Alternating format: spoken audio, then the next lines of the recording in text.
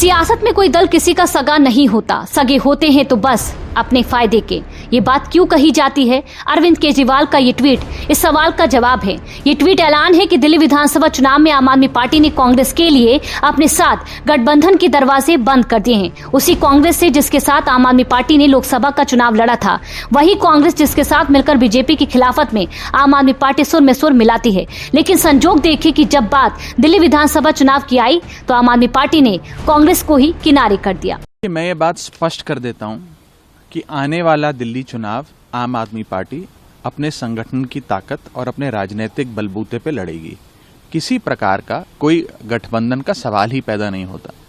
ये जो खबरें हैं कि क्या आम आदमी पार्टी और कांग्रेस के बीच गठबंधन हो सकता है, होने जा रहा है, अन्य प्रकार की खबरें, ये पूरी तरीके से निराधार हैं। आम आदमी पार्टी पिछले 3 दिल्ली चुनाव लगातार अपने बलबूते लड़ती आई है, जीतती आई है, सरकार बनाती आई है और सरकार चलाती आई है अपने बलबूते। खुद पार्टी के राष्ट्रीय संयोजक अरविंद केजरीवाल जी ने स्पष्ट कर दिया कि दिल्ली के अंदर कांग्रेस के साथ कोई गठबंधन नहीं हो रहा है। आम आदमी पार्टी अकेले चुनाव लड़ेगी और पिछले 3 चुनाव में लगातार हमने भारतीय जनता पार्टी को बुरी तरीके से हराया है। दरअसल गुरुवार की सुबह से ही अटकलों का बाजार इस बात से गर्म था कि दिल्ली में विधानसभा चुनाव को लेकर आम आदमी पार्टी और कांग्रेस के बीच गठबंधन होने जा रहा है। लेकिन ये अटकलों का बाजार ज्यादा देर तक गर्म नहीं रह पाया। कुछ ही देर बाद अरविंद केजरीवाल ने ट्वीट करके इन अटकलों को खारिज कर दिया। अब जब केजरीवाल ने सीधे कांग्रेस से कन्नी काटी तो सवाल विपक्षी गठबंधन पर भी उठने शुरू हो गए। क्या विपक्षी गठबंधन महज स्वार्थी गठबंधन बन के रह गया है? क्या विपक्षी गठबंधन सिर्फ बीजेपी की खिलाफत करने के लिए ही एक होता है? क्या आपको कांग्रेस के गिरते सियासी ग्राफ से खुद को नुकसान होने का डर है?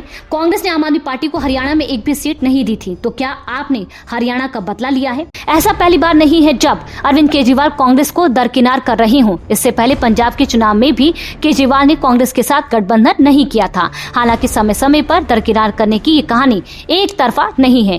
कांग्रेस भी विपक्षी गठबंधन के अलग अलग दलों से कन्नी काट चुकी है, जिसमें आम आदमी पार्टी भी शामिल है।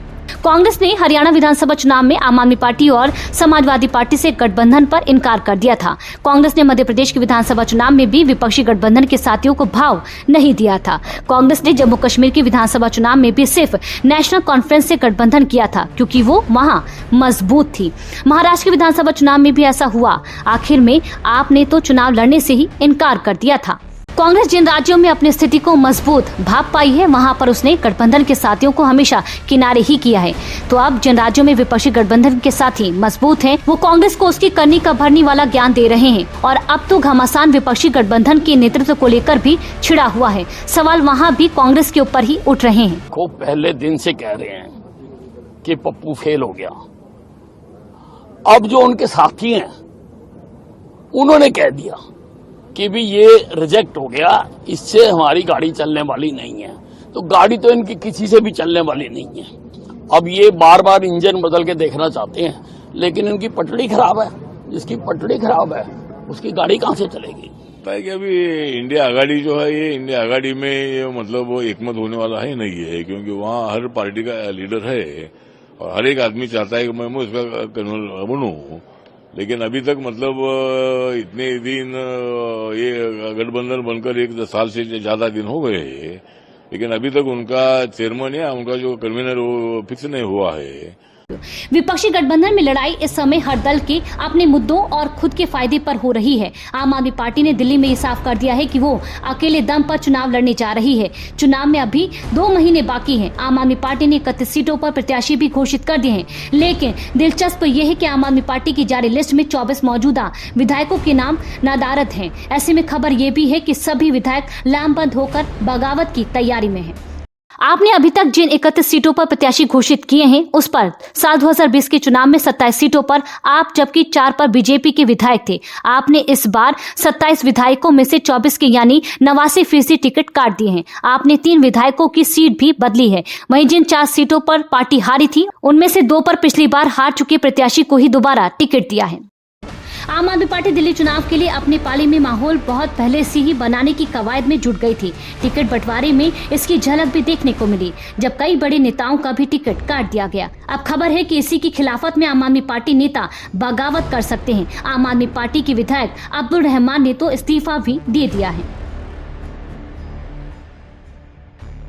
हमने इलेक्शन कमीशन के सामने 3000 पेजेस के सबूत रखे कि किस तरह से भारतीय जनता पार्टी दिल्ली के मौजूदा लोगों के, जो लोग अपने अपने घरों में कई कई सालों से रह रहे हैं, उन लोगों के बहुत बड़े स्तर के ऊपर हजारों की तादाद में वोट कटवाने का षड्यंत्र रच रही है। आप देखिए कितनी खतरनाक मानसिकता है आम आदमी पार्टी की कि क्या दिल्ली के वोटर नहीं है? दिल्ली के वोटर पे आपका विश्वास नहीं है? आपको रोहिंग्या और अवैध बांग्लादेशी घुसपैठियों पे विश्वास है? वो कहीं से वोटर हो सकते हैं क्या? जो लोग इलीगल घुसपैठिए हैं वो वोटर कैसे हो सकते हैं? यही तो मैं बार बार कह रहा हूं कि दिल्ली की जो आम आदमी पार्टी की सरकार इलीगल घुसपैठियों को, रोहिंग्या अवैध बांग्लादेशी घुसपैठियों को जिस प्रकार से वो बसा रहे हैं, ये एक बहुत बड़ा खतरा है और उस पर बहुत बड़ी कार्रवाई की आवश्यकता है। सीलमपुर सीट से विधायक अब्दुल रहमान ने आम आदमी पार्टी से इस्तीफा दे दिया है। अब्दुल रहमान ने ये कदम सीलमपुर से दोबारा टिकट न मिलने के बाद उठाया है। अब्दुल रहमान ने आम आदमी पार्टी पर मुस्लिमों के अधिकारों को नजरअंदाज करने का आरोप लगाया है। आम आदमी पार्टी ने एक दिन पहले ही उम्मीदवारों की पहली लिस्ट जारी की थी। इसमें सीलमपुर से सिटिंग विधायक अब्दुल रहमान का टिकट काट दिया गया था। अब्दुल रहमान की जगह चौधरी जुबैर अहमद को उम्मीदवार बनाया गया था। इसके 24 घंटे बाद ही अब्दुल रहमान ने पार्टी पर आरोप लगाते हुए प्राथमिक सदस्यता छोड़ने का ऐलान कर दिया। यही नहीं, एक बार चुनावों से पहले केजरीवाल ने दिल्ली की जनता को अपने वादों से लुभाने का काम शुरू कर दिया है। केजरीवाल ने इस बार ऑटो रिक्शा चालकों को लेकर 1 लाख रुपए देने का वादा किया है, तो इस पर बीजेपी ने भी जवाब दिया है, वो भी ऑटो रिक्शा चालकों के बुनियादी मुद्दों के साथ। आज मैं दिल्ली के ऑटो वालों के लिए 5 बड़े ऐलान करना चाहता हूँ। हमारी जब दोबारा फरवरी में सरकार बनेगी तो ये 5 चीजें लागू की जाएंगी।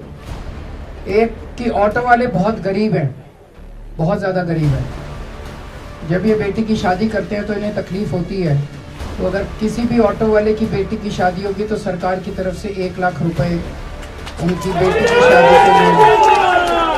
इसकी समस्या है घर पे बुला के चाय पिलाने से नहीं होती ठीक है, इसके लिए घर जाना पड़ता है, लोगों से बीच बात करनी पड़ती है। और दिल्ली में पिछले 10 सालों में मेरी इनसे लगातार बात हो रही है, ऑटो भाइयों से, ऑटो चालक भाइयों से।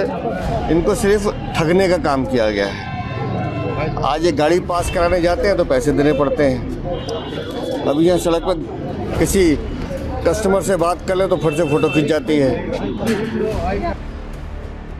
फिलहाल दिल्ली के विधानसभा चुनाव से पहले बयानबाजी और वादों का दौर शुरू हो गया है। अगले साल फरवरी में दिल्ली के चुनाव होने की संभावना जताई जा रही है। इस बार जनता केजरीवाल के वादों पर मुहर लगाएगी या बीजेपी अपने मुद्दों से आपकी सरकार गिराएगी, ये तो वक्त ही बताएगा।